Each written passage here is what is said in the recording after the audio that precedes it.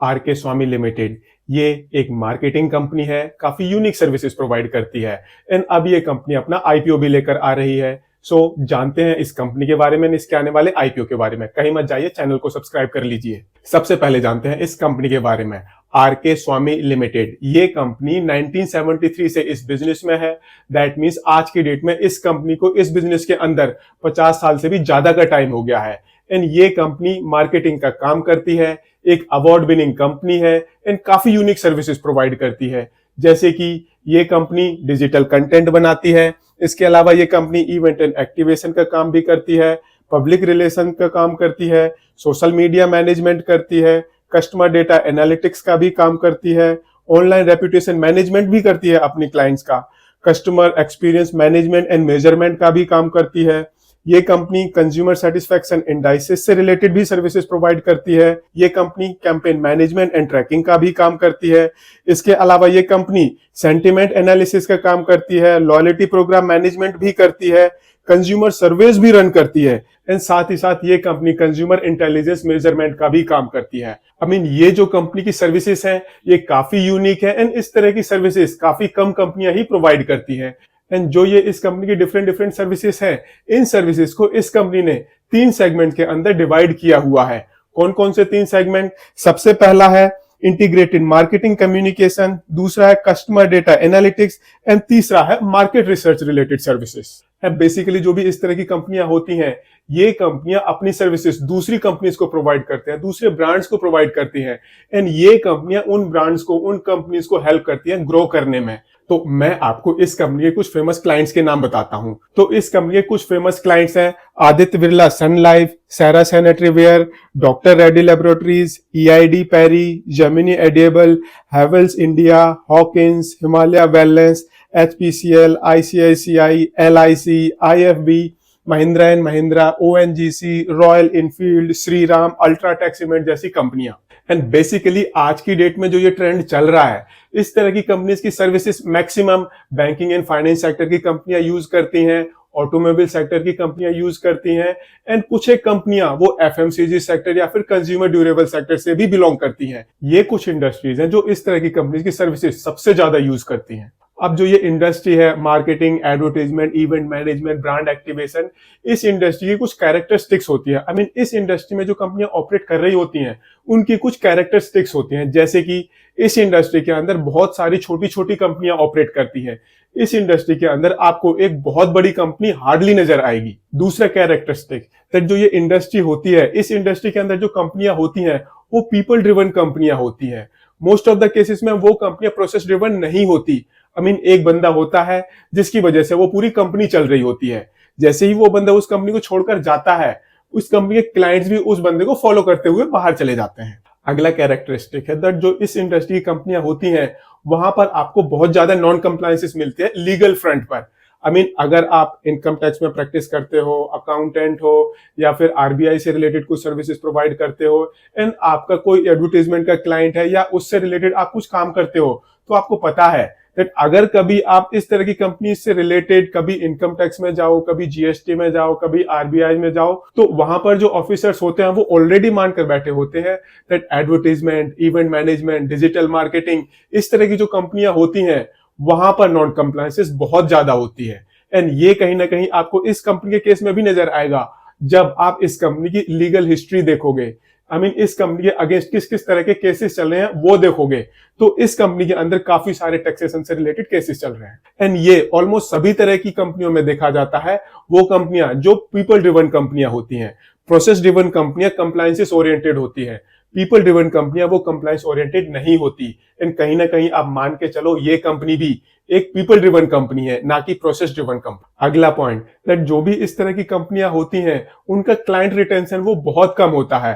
Because जो ये कंपनियां होती हैं एक क्लाइंट को मैनेज करने के लिए मैन पावर को हायर करती हैं, तो जो भी वो पर्सन क्लाइंट सर्विसिंग डिपार्टमेंट में हायर होता है वो क्लाइंट के साथ कोऑर्डिनेट करता रहता है, धीरे धीरे वो उस कंपनी को छोड़ देता है, तो आपका जो क्लाइंट होता है वो भी उस बंदे के साथ चला जाता है आपके साथ। एंड जो वो बंदा है जहां पर वो अगर दूसरी कंपनी ज्वाइन करता है तो वो क्लाइंट उस कंपनी में चला जाता है, या फिर अगर वो आपका जो बंदा छोड़कर जा रहा है वो अपना खुद का काम शुरू करता है तो वो क्लाइंट उसके पास चला जाता है। एंड यही रीजन है दैट इस इंडस्ट्री के अंदर क्लाइंट रिटेंशन वो बहुत पुअर होता है।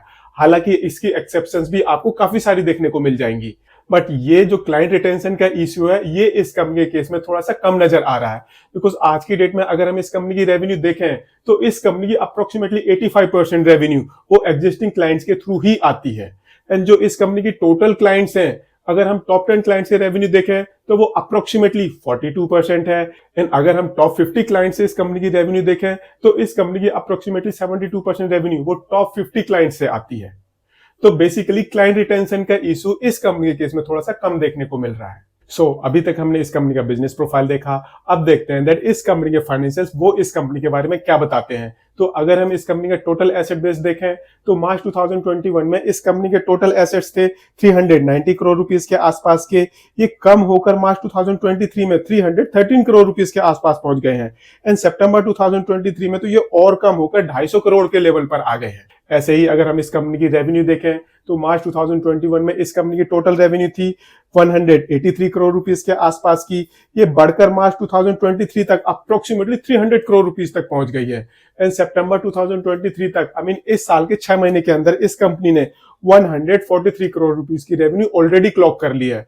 दैट मींस 2023-24 ये कंपनी कहीं ना कहीं 250 टू 300 करोड़ की रेवेन्यू पर ही क्लोज करेगी। हालांकि जो ये आने वाला टाइम है financial year 2024 and 25 being election year and जिस तरह का काम ये कंपनी करती है, इस कंपनी के लिए एक अच्छा फ्यूचर नजर आ रहा है एटलीस्ट फॉर 1 ईयर। ऐसे ही अगर हम इस कंपनी की प्रॉफिटेबिलिटी देखें तो वो काफी कम है। मार्च 2021 में इस कंपनी का प्रॉफिट वो अप्रोक्सीमेटली 3 करोड़ रुपीस का था। ये बढ़कर मार्च 2023 में ये 31 करोड़ रुपीस तक पहुंच गया है। प्रॉफिट में बहुत बड़ा जंप देखने को मिल रहा है, बट क्वांटम वाइज वो काफी कम है। आप इमेजिन करोगे एक कंपनी जो 50 साल से ज्यादा से इस बिजनेस में है एंड अभी उस कंपनी की रेवेन्यू वो 300 करोड़ तक नहीं टच करी है। अभी उस कंपनी का जो प्रॉफिट है वो 30 करोड़ रुपए के आसपास है। ये कहीं ना कहीं एक्सेप्टेबल नहीं है एक लॉन्ग टर्म इन्वेस्टमेंट के पॉइंट ऑफ व्यू से। ये कंपनी अप्रोक्सीमेटली 20% के एबिटा मार्जिन एंड अप्रोक्सीमेटली 10% के पैट मार्जिन पर ऑपरेट कर रही है। ऐसे ही अगर हम इस कंपनी का टोटल डेट देखें तो वो काफी कम है। मार्च 2021 में इस कंपनी का टोटल डेट वो 45 करोड़ रुपीस के आसपास था, बट ये घटकर मार्च 2023 में 5 करोड़ से नीचे आ गया है। एक किस्म से ये कंपनी डेट फ्री कंपनी बन गई थी, बट सितंबर 2023 में ये फिर से बढ़ गया है एंड ये 50 करोड़ रुपए को क्रॉस कर गया। ये थोड़ा सा कंसर्निंग है। बट जो ये इंडस्ट्री है, इस इंडस्ट्री की एक अच्छी बात होती है दैट यहाँ पर कैश रियलाइजेशन वो बहुत अच्छा होता है। एंड यही रीजन है दैट जो इस कंपनी का ऑपरेटिंग कैश फ्लो है वो कंटिन्यूसली पॉजिटिव है एक्सेप्ट सितंबर 2023 जो कि वो नेगेटिव हो गया है। एंड ये कहीं ना कहीं दिखाता है दैट इस कंपनी ने अपनी सेल्स को बढ़ा चढ़ाकर दिखाने के लिए, प्रॉफिटेबिलिटी को बढ़ा चढ़ाकर दिखाने के लिए, ताकि इसका आईपीओ सक्सेसफुल हो, इस कंपनी ने शायद कहीं ना कहीं कुछ तो किया है। एंड यही रीजन है दैट जो इस कंपनी का ऑपरेटिंग कैश फ्लो है वो नेगेटिव हो गया है। अब ये कंपनी अपना आईपीओ लेकर आ रही है। इस कंपनी का टोटल आईपीओ साइज है 423.56 करोड़ रुपीस का। 173 करोड़ रुपीस का फ्रेश इशू है, बाकी ऑफर फॉर सेल है। एंड इस आईपीओ के थ्रू जो 173 करोड़ रुपीस इस कंपनी के पास आएंगे उनका ये कंपनी यूज करेगी अपनी वर्किंग कैपिटल को मैनेज करने के लिए। कुछ पैसे यूज होंगे कैपिटल एक्सपेंशन के लिए, उन एक्टिविटीज के लिए जिसके थ्रू जो इस कंपनी की रेवेन्यू जनरेटिंग कैपेसिटी है वो इंक्रीज होगी। एंड कुछ पैसे यूज होंगे जनरल कॉर्पोरेट पर्पसेस के लिए, आईपीओ एक्सपेंसेस के लिए। 270 से 288 रुपीस का प्राइस बैंड है। 50 शेयर का लॉट साइज है। इस हिसाब से जो आपकी मिनिमम इन्वेस्टमेंट होगी वो होगी 14,400 रुपीस की। अभी तक हमने इस कंपनी के बारे में जाना, इस कंपनी के फाइनेंशियल्स देखे, कंपनी का आईपीओ स्ट्रक्चर देखा। अब देखते हैं दैट ये कंपनी अपने कंपटीशन में कैसा परफॉर्म कर रही है। तो जो इस कंपनी के मार्केट में कॉम्पिटिटर है वो है Affle India, latent view and wattage advertising जैसी कंपनियां। रेवेन्यू वाइज ये कंपनी एक मीडियोकर कंपनी है, बट अगर हम बात करें operating margin, EBITDA margin, PAT margin, तो इस कंपनी से बेटर कंपनियां मार्केट में अवेलेबल हैं। सेल्स ग्रोथ वाइज भी इस कंपनी से बेटर कंपनियां मार्केट में अवेलेबल हैं। इस कंपनी से बड़ी कंपनियां मार्केट में अवेलेबल हैं। बट अगर हम बात करें रिटर्न ऑन इक्विटी या रिटर्न ऑन कैपिटल एम्प्लॉयड की, तो वहां पर कहीं ना कहीं ये कंपनी थोड़ा सा स्कोर कर जाती है। बट ओवरऑल अगर आपके पास एक बड़ी कंपनी है, एक छोटी कंपनी है, इन्वेस्टमेंट के पॉइंट ऑफ व्यू से बड़ी कंपनी की रेवेन्यू ज्यादा बेटर वे में ग्रो कर रही है, तो फिर आप छोटी कंपनी में क्यों इन्वेस्ट करोगे? हम छोटी कंपनी नॉर्मली चूज करते हैं बिकॉज उसके अंदर ग्रोथ आने के ज्यादा चांसेस होते हैं। बट अगर उस कंपनी की रेवेन्यू बड़ी कंपनी के कंपैरिजन में ज्यादा इंक्रीज नहीं हो रही है तो फिर इन्वेस्ट करने का कोई पॉइंट भी नहीं रह जाता। तो अब क्वेश्चन आता है, क्या हमको इस कंपनी के आईपीओ को सब्सक्राइब करना चाहिए या नहीं? See, this is your own decision, take it carefully, investment advisor से कंसल्ट करके अपना डिसीजन लेना। बिकॉज इस तरह की कंपनियां हो सकता है वो आपको मल्टीवैगर रिटर्न्स दे जाएं, या फिर ऐसा भी हो सकता है दैट आपके पैसे वो बर्बाद भी कर जाएं। बिकॉज जो ये इंडस्ट्री है, यहाँ पर बहुत सारी छोटी छोटी कंपनियां हैं, ये इंडस्ट्री एक पीपल ड्रिवन इंडस्ट्री है। तो हो सकता है किसी साल आपकी रेवेन्यू बहुत ज्यादा बढ़ जाए एंड हो सकता है किसी साल आपकी रेवेन्यू वो एकदम से नीचे आ जाए, because it's a people driven industry, not a process driven industry. So अगर वीडियो पसंद आया हो इसे लाइक शेयर जरूर करें एंड चैनल को सब्सक्राइब करें। थैंक